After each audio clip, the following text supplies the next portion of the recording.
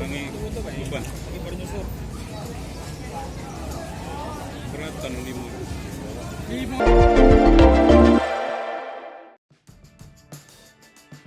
Melihat cara kerja Aqua Eye Basarnas, alat canggih mencari korban tenggelam hingga kedalaman 50 meter milik Basarnas.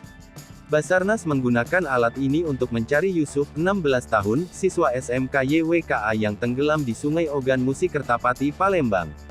Aqua Eye ini difungsikan sebagai pendeteksi utama korban tenggelam di dalam sungai.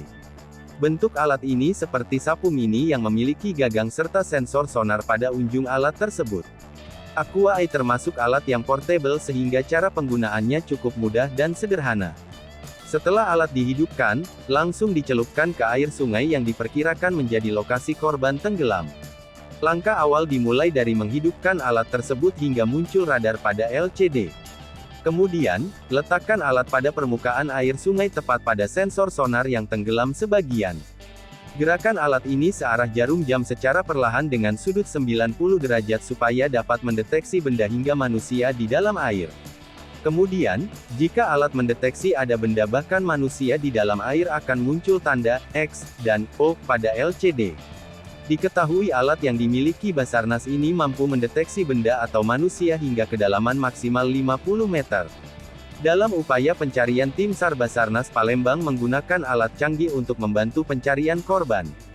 Kepala Kantor Basarnas Palembang Heri Maratika mengatakan, operasi pencarian Yusuf dikerahkan satu tim personil rescuer yang siaga Kantor Pencarian dan Pertolongan Palembang, Basarnas Palembang, untuk menuju lokasi kejadian guna melakukan proses pencarian terhadap korban.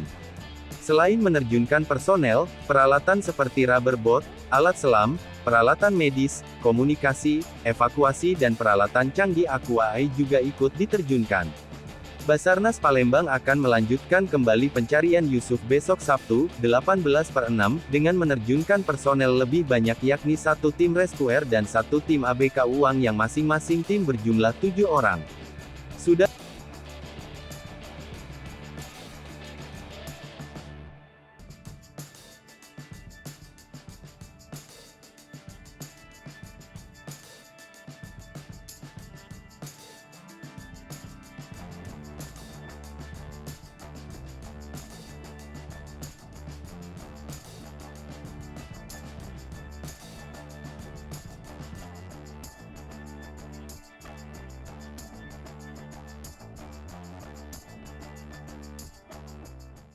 Hai pemirsa Sri Popo TV, jangan lupa komen, like, dan subscribe, serta tonton terus berita-berita terupdate lainnya.